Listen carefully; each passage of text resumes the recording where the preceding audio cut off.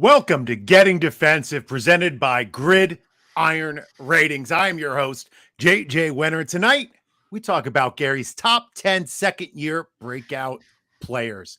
And of course, I am joined, as always, by my friend and Gridiron Ratings senior IDP analyst.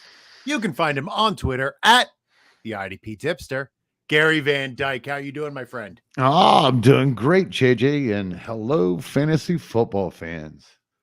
It is so good to see you again, and I'm happy to get back on this. But before we jump into tonight's show, please do all of your typical YouTube and podcast things. Like, subscribe, follow, leave a comment. It helps us grow and provide you with the feedback we need to give you the content you are looking for. Well, let's not touch on the news. Let's get right to it, Gary. Something that has bothered me on the offensive side of the ball is when players are labeled sleepers or breakouts who have already produced at some level. Mm-hmm. You know, it appears that people sometimes have different ideas of what is defined as a breakout or a sleeper or a lock. Now, you have a specific definition, which as a teacher, I appreciate, of what is a breakout player. Can you tell the people out there what you consider to be a breakout? Well, according to Google, I was actually trying to get my tipster page. You kind of pulled this out on the thing. I actually think I got it quoted at the bottom or the top of my tipster page because I went and got this off Google. It basically, according to whoever the hell it was, first thing popped up on Google, it's a player that has not made a impact before in the past. So, but these fine lines here nowadays. So it was funny when I was putting this together. I'm sitting here thinking the same thing myself about this list and about who we're going to talk about. So we're definitely going to explain breakout. You're going to hear some breakups or breakouts. The same thing realistically. There was only two rookies last year that even made the top 64 most balanced formats and overall IDP positions, at least the ones that I double checked. And that's a small amount. So we took those two players out. They happen to be Michael Parsons and Nick Bolton. But the rest of these guys, they showed flashes, but they never did really excel to the point where I think they completely broke out, or we just saw a smaller portion. Because there were sections that these guys were usable, but there were sections that these guys were just, you couldn't use them. Their weekly consistency wasn't there because they weren't full-time players for most of them. Well, Gary, your weekly consistency is there every week. Proud of you. Now, so let me just make sure I'm understanding correctly. All right. This is a list of players who you believe are ready to jump into the top 64 of all ID players in points scored. No. We'll talk about them individually as we go. There's a couple of them. I'm not sticking my flag that far into them. They're going to break. They're going to break out to the point where they become more relevant in fantasy football. A lot of these players are probably going to be more in deeper dynasty leagues that people are looking for, or startups and those types of formats. With redrafts, yes, these are guys. You know, maybe your first shot of the first backup, or maybe your last starting IDP. They have all kinds of upside, but there is no promise that anybody is going to break up into what I would consider the top tier and a bigger, which would be the top 16. But is that what you consider to be breaking out, is to finishing in the top 64? Yeah, I don't think a player nowadays, especially the way that this happens, you know me, I used to make my bread and butter off of this when I started back 7-8 years ago sharing this. It was finding these now it's all over the place. It's all over the place. So there's different the breakouts, sleepers, the calls on the second players like these or whatever. It's a lot vast. From what I see, you see a ton more of sleeper type, breakout type calls being made in IDP comparably to what it was when I started. We have a lot, thank goodness we do. We have a lot of IDP writers out there nowadays, and a lot of people that support the IDP community and produce a lot of great content. So it's all natural that everybody's doing the same thing. All right. So, but in my general view in this list, I'm sticking with it. It's either going to be a break up. They're just going to go up a little in a tier or so. They're going to reach, but I'm not promising they're going to reach top tier, top 16, even top 32. And overall, I'm not promising that. There are too many good damn veterans out there to be promising anybody anything like that on a second year player. I was just talking to Johnny the Greek last night when we was on another pod, and we was having a similar conversation. So it's kind of wacky, but I mean, you can't set that expectations on a second year player. The golden rule for me used to be, and I would never suggest anything to anybody unless I was sure after 3 years of consistent production from a player. I wouldn't stick my flag and be all right. I'm this, and I used to track that. Now I've gotten a little bit more lenient because we got such a big rollover now. The IDP player pool is a lot larger since they've gone a lot more DBs on the field. And they're rotating their linebackers more. They're rotating everybody a lot more. The idea is to keep everybody young, fast and fresh, as much as possible. So I'm breaking a fine line here. I'll give you a guesstimate of where I think that these guys will break up to. And it's probably the way that they're ranked. Well, breaking up is hard to do. I think somebody's saying that once. Yeah. So let's get started. I've lost your faith, haven't I? A little bit. Yeah. But you're going to regain it soon. Right. So let's start with the thong song himself. Your number 10, Andre Cisco of the Jacksonville Jaguars. Tell me about this guy.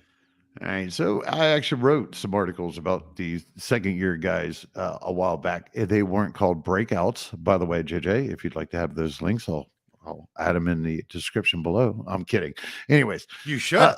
Yeah. Well, either way, Cisco actually at the time he was a miss. He did not make the list. He was a mention on the list because at the point in time, it didn't look like that he necessarily should be. I was trying to make firm calls, and he wasn't a firm call. But shortly after, or a few weeks after, his situation did change, and he's moved up my board a little bit. They love him a lot down there. The problem was that them just underusing him last year. There's signs he was actually hurt the last couple of years in Syracuse, and there were signs of, hey man, why are they going to rush them back? They didn't necessarily need to. They had Wingard to lean on. Granted, Wingard was not an elite player. Cisco did grade out pretty damn well in his limited play.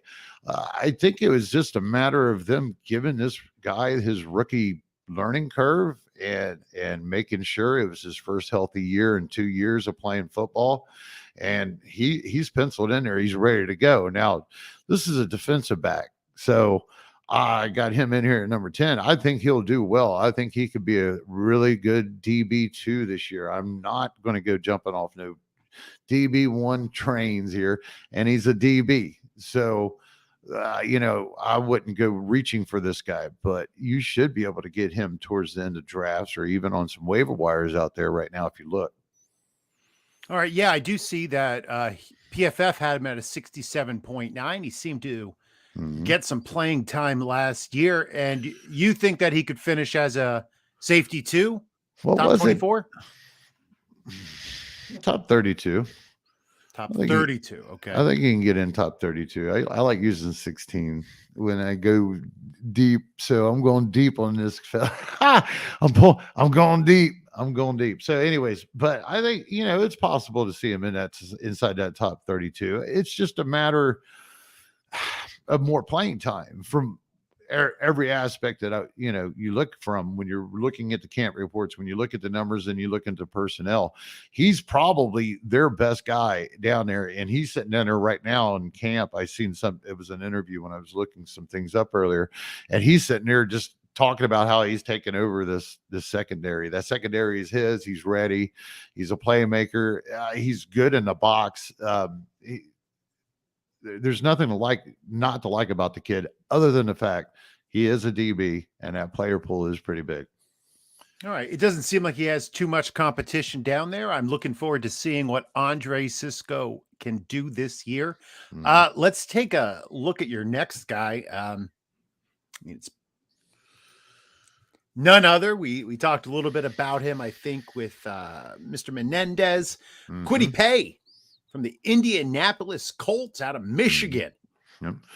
When he fell in fifth, I think I got like 4 or 5 ahead of him here, 4 or so. He came in fifth when I wrote the article back then. I like the guy, I mean, he is aggressive. I think he's got more of a learning curve to go through to really say that he's going to break out into a every week play. I think that in the end, by the end of the season, we're going to see an improvement, but I don't think we're going to see the double-digit sacks. I think we're going to see something in the 7, 8 area and a good 30-some tackles. I think he'll be a good DL2 in a lot of formats, but I'm not sure if he's going to be a startable one. He might be on the lower end and hit or miss. I think he's still got a ways to go yet. I think it was John Glosser we had on. He had a really good argument for the fact that he was just fading him. And at the time I had to look back and I was like, I put him in fifth to begin with. So maybe I was onto something. I'm going to stick with it. I think that, he's a good guy, a good bet to break up or get better. It's just, I'm not 100% sure I'm going to draft him as a starter. So where are you? So you have him as number 9 on your breakout list. Right. So you think he's going to get a little bit better. How high do you think he could finish?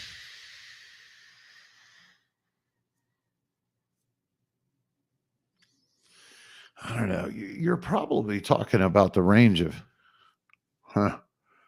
You could probably double his sacks. I don't think he's going. I think he's seen his total tackles. I don't think he's going to get much higher. So I think you're probably going to get some more sack related type edge rusher splash plays, I suppose.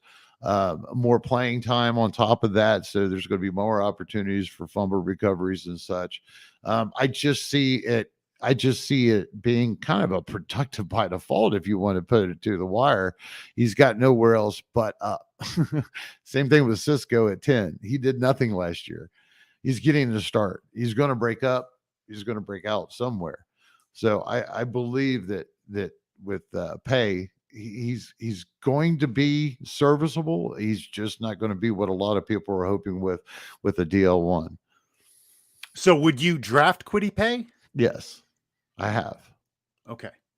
Just not as a starter.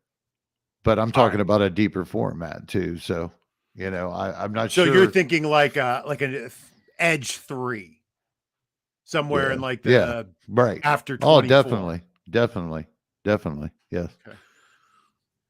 Okay. I like Kwity Paye. I like his opportunity that he has, especially with big DeForest Buckner there. Yeah.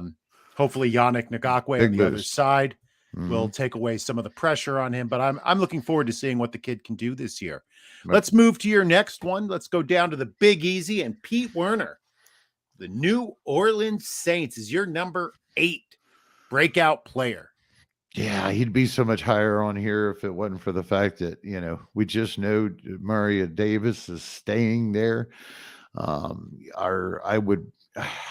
We would just give Pete Werner a clear path to tier 1. If it wasn't for that fact, they just re-signed him. It wasn't no doubt. It was kind of wishful thinking back in the offseason when we were hearing a lot about Pete taking over the whole situation. That's kind of wishful thinking in a way.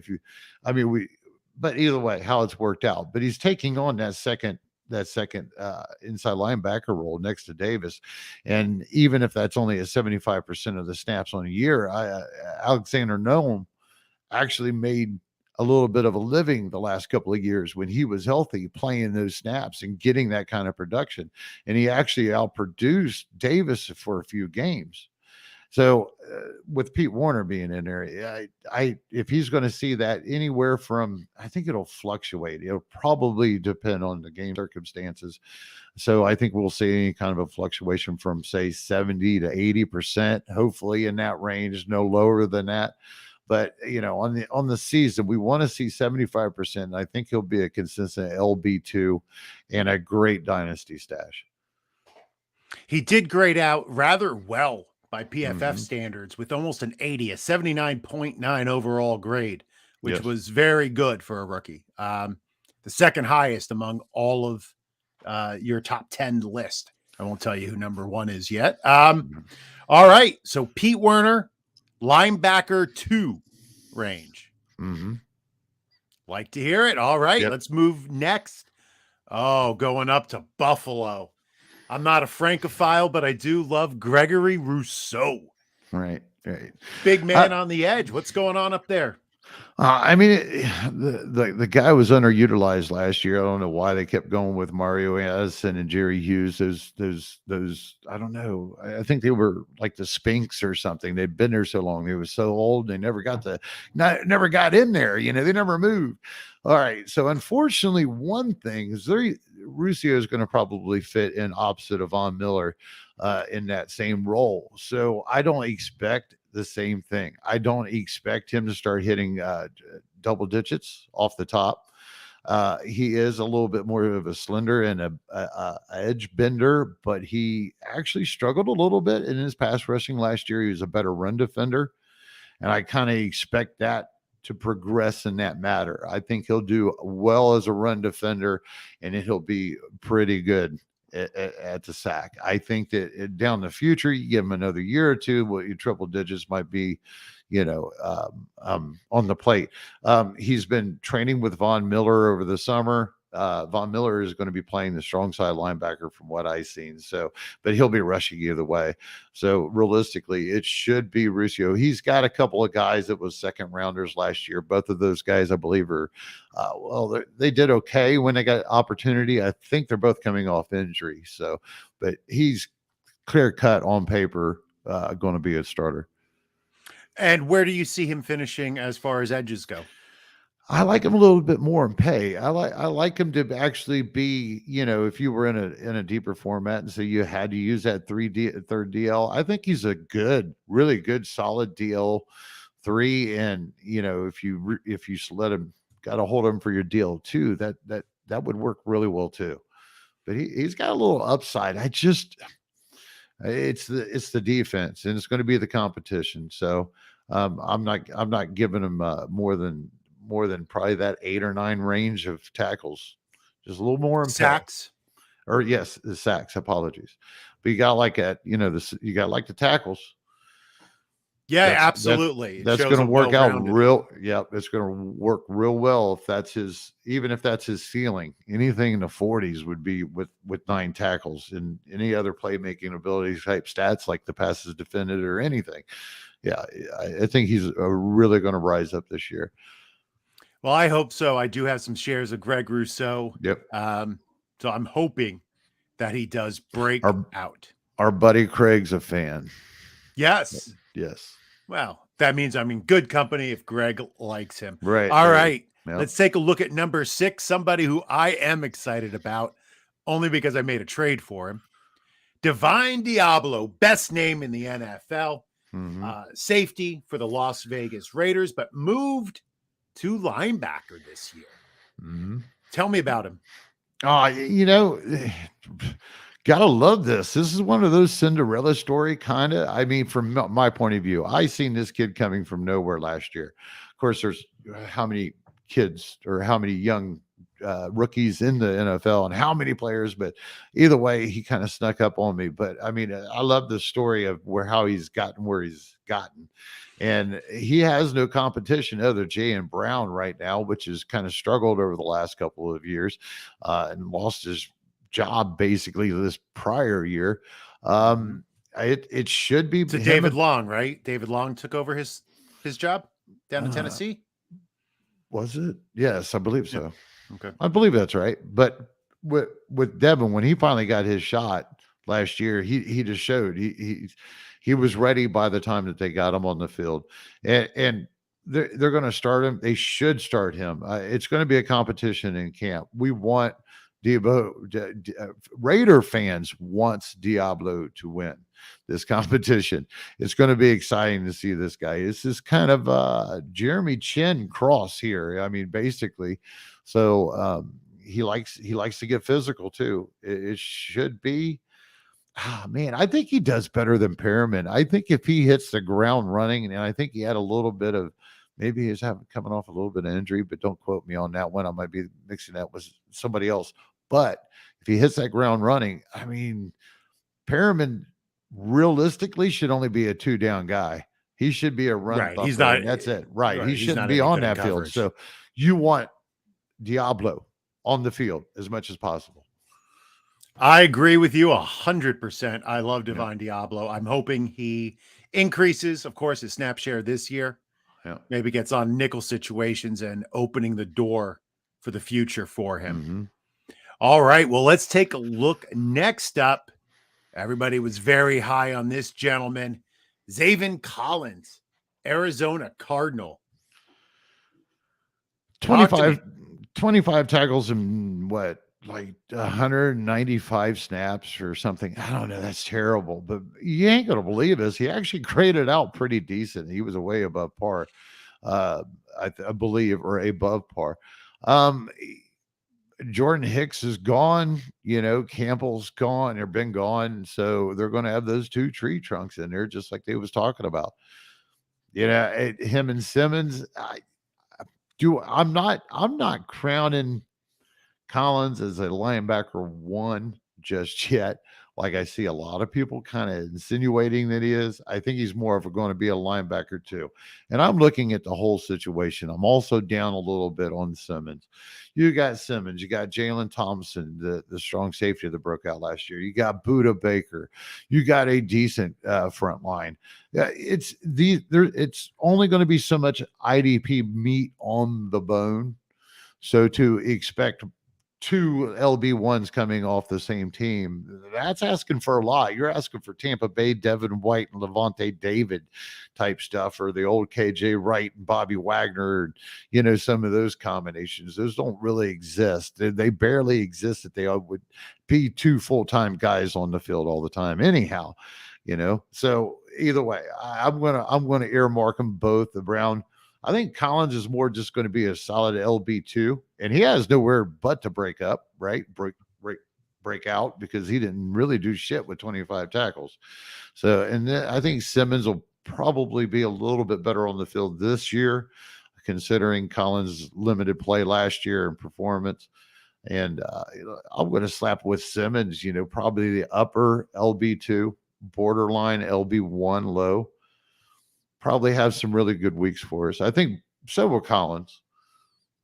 Do they use two linebackers often in Arizona? Yes, yes, they do. In the past, they've made a living off of it. They didn't start screwing with it until Simmons fell in their lap. It was just a few years ago when they got Devondre Campbell over there, and they had him and Jordan Hicks. The idea was they was going into the season with those two, and those are full time, and everybody knew those are, because it was one of the only schemes out there at the time that used one for about 85% of the time, and the other one for about 90 and 95. And folks, that's great, because nowadays, if you get a linebacker that plays 85% of the snaps and he's an inside linebacker, that's gold. There are very few. I mean, there's Bobby Wagner. There's a few. Very few. There used to be a ton of them about 15 years ago. So the scarcity is just taken over. It's not. So for these two guys, if both of them average, say, just split it down the middle, 90% of the snaps apiece, they're on the field together, they're going to cancel each other out. Either somebody's going to dominate, or they're going to, I feel like they're going to split it up with the other guys that are out here feasting too. I mean, you can't take away from what Jaelan Thompson did last year. And I think he's that zone. He's that good. Jaelan Thompson, if you guys haven't gotten this guy, get a piece of him. They're the strong safety for the Arizona Cardinals. But, then we know about Buda Baker. He's going to demand his share. But I think that Buda Baker will probably kind of take a backseat. Why not when you got the young guys in front of you taking all the hits? Now, question for you. With what you said about linebackers becoming more and more scarce, the ones who play a full complement, are you changing your draft strategy to go after linebackers earlier? No. I mean, when I draft, I always draft my offense first. All right. So, but my first position would probably be the DL or the edge rusher, depending on the designation in the league.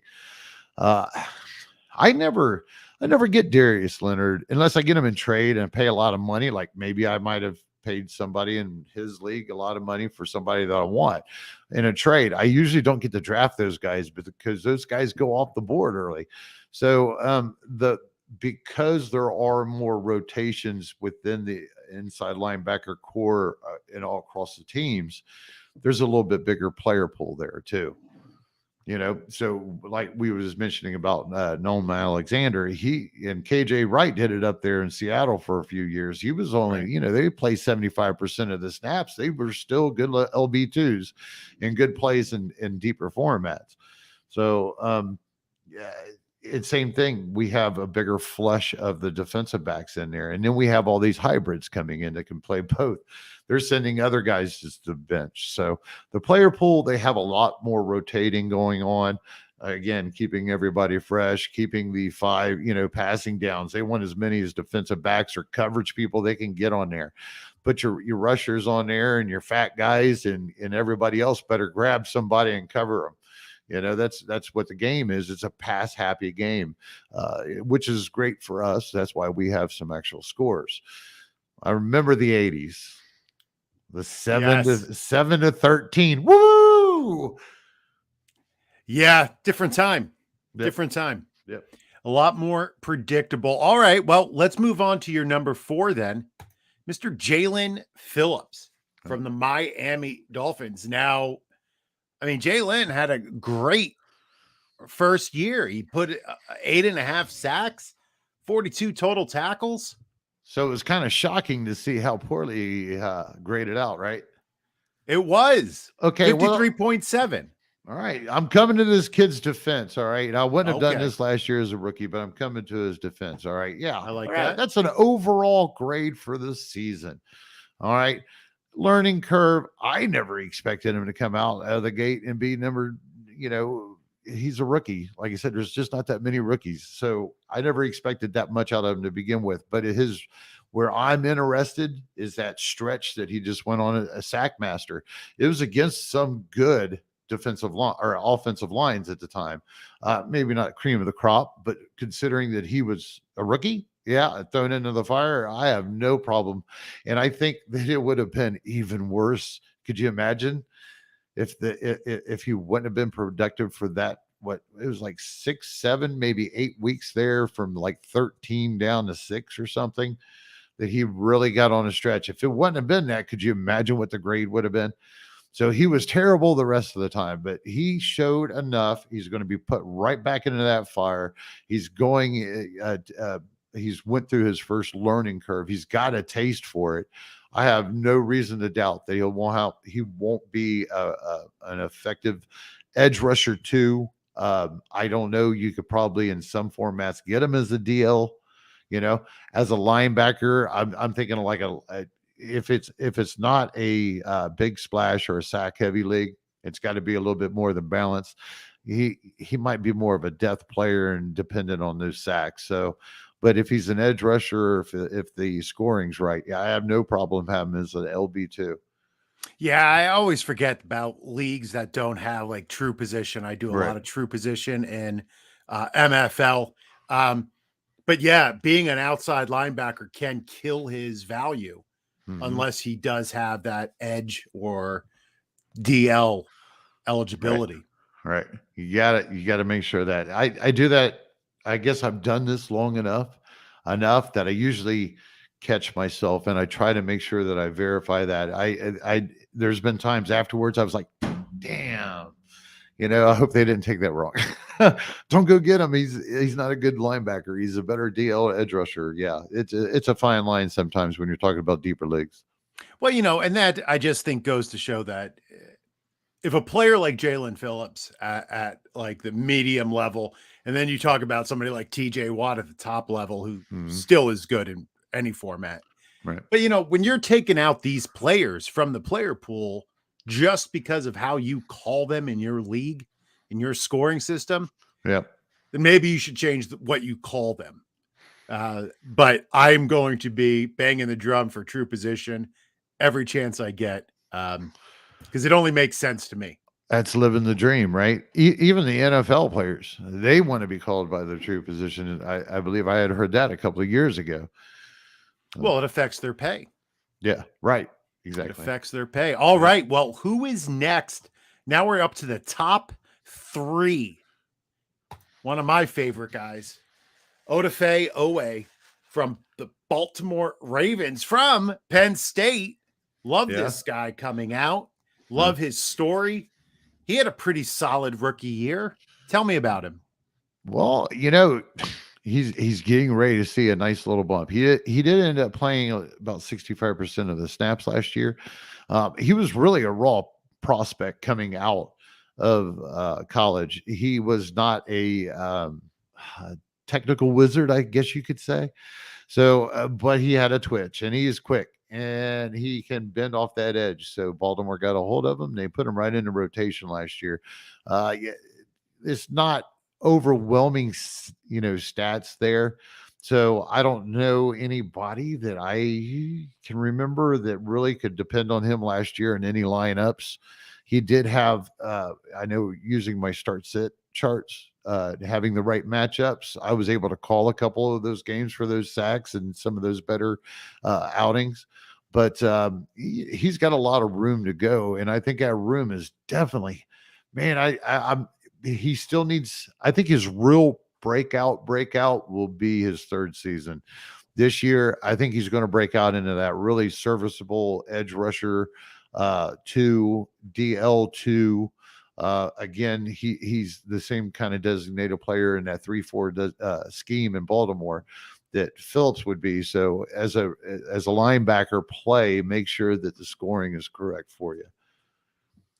All right. So this is a good player to invest on early. I think that with this, we're going to see, if we've got a if we got a double-digit sack guy, it's right here. All right. Well, I like to hear that. Now, you brought up your start sit charts. For anybody who's new to the pod, can you talk a little bit about your start sit charts and what they are?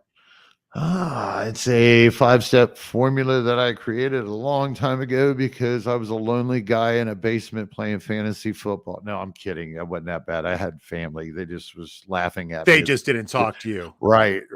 He's in there again. Leave him alone.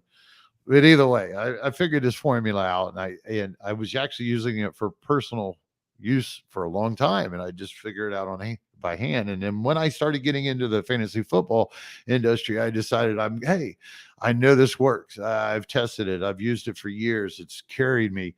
It's taught me things over a long period of time. So I started doing these easy start sit charts. Well, those have evolved over this. What's this, my 5th or 6th year with them being published out to our members, which they're free for the first 3 weeks if you'd like to check them out at gridironratings.com. But there's a working sample there from last year too.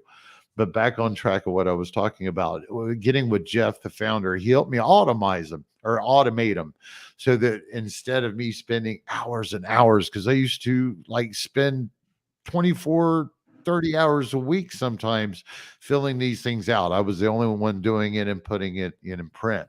And he helped cut that down drastically.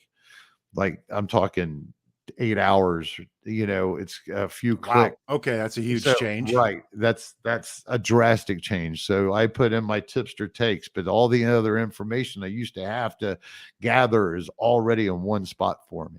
So if somebody subscribes after that 3rd week, they'll not only know who to start, but also who to pick up. Can it help with waivers? Right. Well, also for our members, I got the rolling waiver wires, which is Okay. something that I think is an innovation. It's actually called the rolling waiver wires because I'll track these guys for 3 to 4 weeks before and after. I track anywhere from, I think last year I averaged like 21, 22 players a week once the season started rolling on this waiver wire. And I definitely, because I'm looking, I hate this.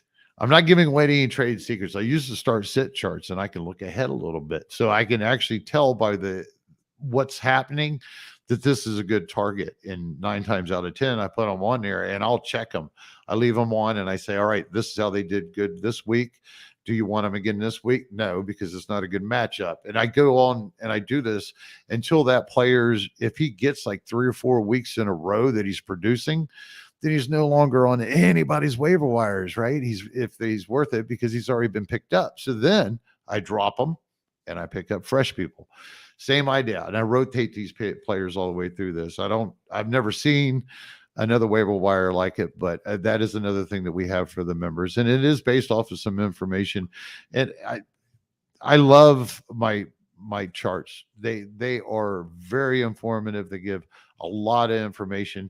If you would go to the tipsters page on gridironratings.com and just there's a working version from week 17 that you can go in and you can search eyes on. Don't ask, but if you search eyes on, that means you're going to get to see somebody that was coming up, possibly somebody that we wanted to watch. That's how I let members know. That's how you can find those certain messages. But type in a few players' names, check it out, compare them. It's a working model, and we're actually probably not that far off to me opening up the first weeks within the next month. I'm hoping maybe a month. We'll see. Yeah, I'm loaded and ready to go. Jeff has loaded me up. We're And once we get past that first 3 weeks, folks, that's why I actually do this. It actually takes the first 3 weeks to get brand new information for this year to add on. So there are some projecting done at the beginning, but it's also based off of what we know. And we do account for different schemes and different coaches and Right. different situations because Jeff's that freaking good. All right. So we got that covered. But once the third or fourth week, that's when the information is really started coming up and priming. And then we drop everything else and we're looking at the season alone. And we got it definitely by week 5, you're hardcore at its peak, prime and ready, as long as there's not all those crazy injuries and stuff, folks. I can't control those, but it gives you all the information. It gives you a lot of scoring and grades and ratings. And then my tipster takes right there. You can look at it and compare yourself. If I got a similar take between two studs, well, let the numbers, everybody's like, oh, who do I start then? Let the numbers talk to you. The numbers are right there. It's all explained. You guys can check it out. You might not see the individual ingredients, but he'll show you the work. So you can make your decision. You got to check them out. Speaking of somebody you have to check out, let's go back to Miami and check out your number 2, Javon Holland. Oh man, he's a killer last year, wasn't he? I mean, he really come on. It was funny to hear a lot of the other safety or rookie safeties names that were being said above his. I know he was a big deal, but I think maybe it was taken for granted. I mean, what's not to love? The guy was super graded. Wasn't he the best graded guy in this whole list? And it was almost, I believe, by PFF standard, it was just below the elite, possibly. Or he was an 84.7, which is top of the top. Right. And that's a lot. And we're just going to see a lot more of that. Him and I love Brandon Jones is down there playing the strong safety with him. He's not, I thought he was good. I mean, I went in and check on Brandon last year because I was like, all right, I need you this week. I got to buy. And I'm looking and I started watching and I was like, man, this dude is just killer because he didn't start right off the top of the year. It had to develop, but there's no reason to believe in it. In that division, I think it's a good high flying division to go to. Yeah, definitely. He's going to face some quarterbacks who like to give it up. Zach Wilson. Right. Hell yeah. And I forgot to mention too, they use him and Jones on passing downs up in the box and blitzing all the time. They'll rotate those guys. It's like they'll get on a kick one game and he'll do it like 4 or 5 times in a row. And then the next game you'll turn around and see Jones doing it in there when you would expect to see a coverage linebacker or something up in there. They have plans for these two. They're I mean, integral pieces. it was nice to see all of his, coverage numbers. 10 pass defended, Mhm. 2 interceptions, but 7 QB hits, tackle for losses, sacks, Yeah. fumble recover. Like, he is getting his nose in there. That's a DB, man. That Yeah, is a this is DB. what you want. These are Yeah. the DBs who pay off in the long run. I'm excited for Yep. Javon Holland and see what he Yep. can do. Except Now, against the Jets, then I hope he's hurt. pump the brakes a little, folks. He's going to get What? more playing time now. Now, don't expect more than a really high DB2, low DB1. Let's not crown him over crowned yet. It's a little bit caution. Don't go skipping over Derwin James for Holland. Don't do something crazy. Don't go chasing waterfalls, is what you're trying to say. There you go. And this one happens to be a dolphin. All right. TLC reference probably lost on Gary, but no, not at all. I remember those girls. They was sweet. Um, You know, I'm old, right? I do. Yeah, my kids listen to that. All right. Well, let's go to your number one breakout player for this year, second year. Who's it going to be? I think your shirt is giving us a hint. Because we're going to the Browns. Yep. Jeremiah Owusu-Koramoah. You can call him Joker because I know pronunciation isn't your strong suit. But tell me about the Joker. There was a lot of anticipation amongst all the fantasy football community. This guy was ranked in the top 3, 4. I think I've seen him as high as top 2 rookie inside linebacker last year coming in. And just like Jamin Davis, it didn't work out. Jamin Davis was actually higher, I believe, than JOK on most of those rankings. I'm not 100% sure. Don't quote me, but they were both up there in the top 4. And, it just didn't work out. Man, did you actually see the kid play on the film or on the field when he's on there? He's actually a really good time. I thought of Devin White a little bit. I don't know why. I actually thought of Devin White. And I think that in the past, we've seen that when they have a functional defense going on, they do have a full-time guy. They have been known to use the weak inside linebacker, which is the coverage guy, which is what JOK is.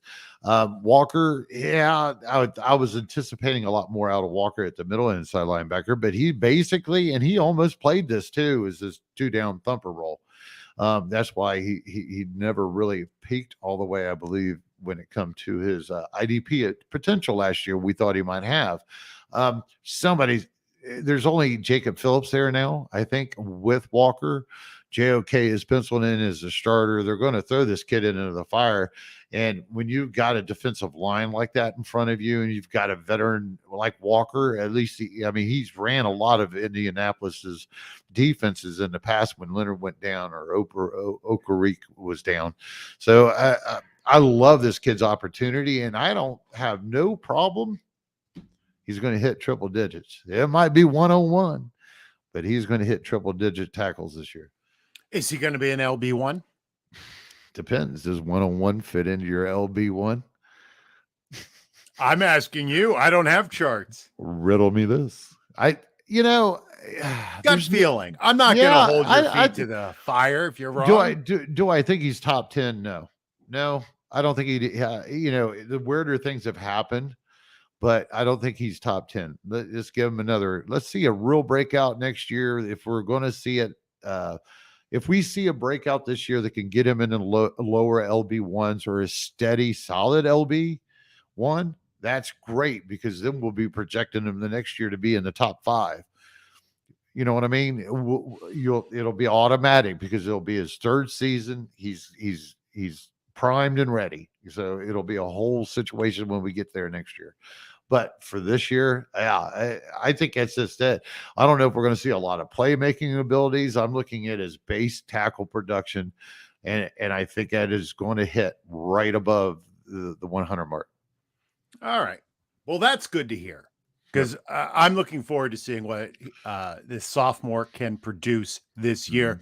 Well, Garrett, you gave us what we asked for. We asked you for your top 10 breakout candidates, not guaranteed to break out. But check them, because if one of them is, it's going to be on this list. But it is time now for tags. So I want you to let everybody know where they can find you, what you're working on. I don't know, and any final thoughts. All right. So, as you guys know, you can find me over at gridironratings.com. I've been doing these podcasts. Just recently took on lead senior IDP analyst for SGPN Network. I'm doing a pod and doing I guess you could say a novice IDP manager friendly approach to some articles in podcast form. You know, we're starting with the basics. Buddy of mine, Johnny the Greek, which we all know from the show here, and all the great things he's done. He's my co-host, and we're just getting back to basics. We're able to kick back, and we want to try to give it a little bit different approach to what we had in the past. And then later on, y'all end up over here because you got to go deep. Listen, once you get the appetizer, you got to come for the main course. Yep. Well, yes, sir. Ladies and gentlemen, thank you to everybody for tuning in. I want to give a special heartfelt thank you to Gary for not only putting this show together, but for welcoming me into this world. I don't think I say it enough to him. I mean, some might think that Gary is an ornery curmudgeon, and he is. Yep. He is.